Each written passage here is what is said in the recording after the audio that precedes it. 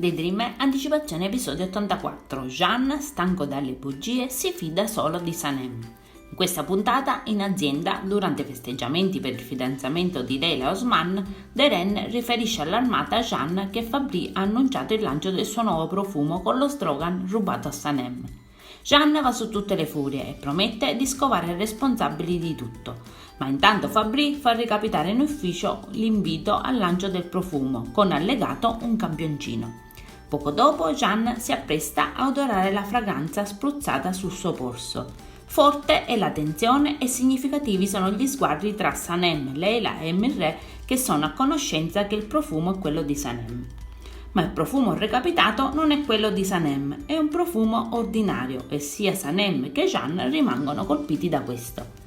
Jean capisce che Fabri e Eileen stanno cercando di rovinare la loro reputazione sul mercato. Intanto Eileen e Fabri stanno parlando tra loro. Lei gli chiede come mai non abbia usato il profumo di Sanem per l'invito inviato a David. Fabri dice che vuole rovinare Jean lentamente. Poi Fabri dà alla donna l'autocompenso, dicendole che se lo merita e che ora può costruirsi una vita altrove. Nel frattempo Jean chiede a Mirre dove si trova Eileen, ma lei ovviamente non risponde al telefono. Lui è molto preoccupato per le sorti dell'agenzia affidatagli dal padre. Deren sa di essere responsabile per quanto accaduto e confessa di aver dato lei ad Eileen le informazioni riguardanti la campagna pubblicitaria, pensando di non fare nulla di male e che Eileen fosse dalla loro parte. Jean le dice che è dispiaciuto, ma non può più fidarsi di lei e lavorare ancora insieme. Poi, stufo di tutte queste bugie, se ne va per prendere una boccata d'aria, seguito da Sanem che gli promette di rimanere in silenzio.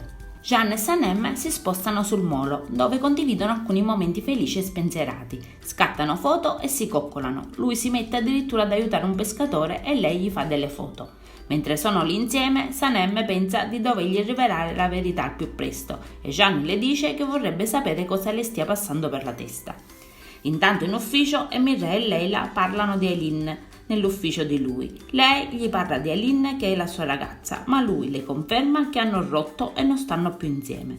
Poi aggiunge che secondo lui lei ha accettato di dire sì ad Osman solo perché era gelosa.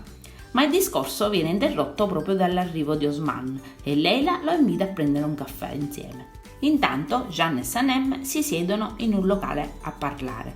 Jean le dice di essere stanco delle bugie che lo circondano, sa di renderla triste parlandogli di queste cose, ma per lui è un momento difficile. Lei è l'unico motivo per il quale non se ne va, altrimenti lo avrebbe fatto già da tempo. Prima le bugie di Mirre, ora quelle di Deren. Sanem gli dice che le persone possono mentire cercando di sistemare le cose. Jean le risponde che può avere anche ragione.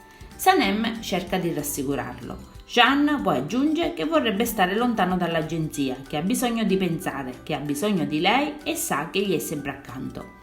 Adesso non ci resta che guardare l'episodio. Io vi saluto e vi aspetto al prossimo video. Bye bye!